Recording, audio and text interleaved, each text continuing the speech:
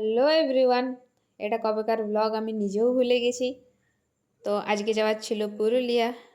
তো চলো, এখন আমি বাসের জন্য ওয়েট করছিলাম।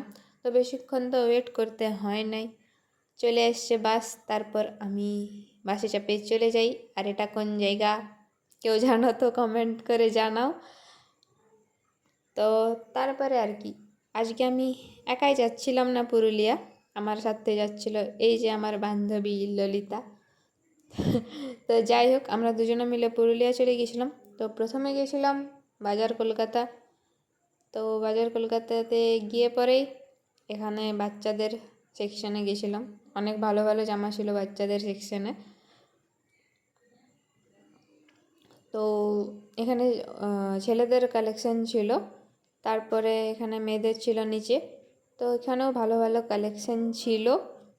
আর এই যে দেখবে, আমি দুটো বাচ্চাদের জামা নিয়ে ঘুরছিলাম, কারণ আমার জামাগুলো ভালো লেগে গেছে। আর আমাদের ঘরে তো বাচ্চা আছে, তো চলো নিয়ে নেওয়া যাক। তো তারপরে আমি নিজের জন্য কিছু কালেকশন দেখছিলাম। তো ভালো ছিল, মোটামুটি কালেকশানগুলো আমার ভালো লাগিয়েছে।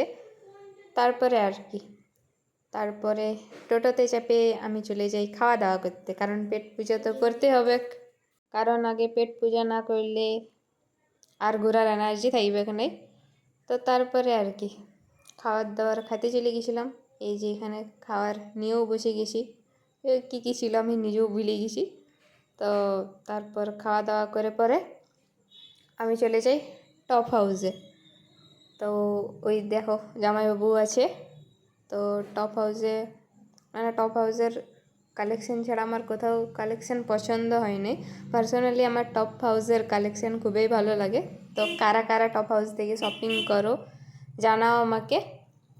আর এখন আমি দিদির জন্য ওয়েট করছি, দিদি আসবে তারপর কিছু দেখবো, ওই জন্য দাঁড়াইছিলাম ওইখানে। তারপরে আর কি সব কিনে উইনে বাজার করে আর কি ঘর চলে আসি।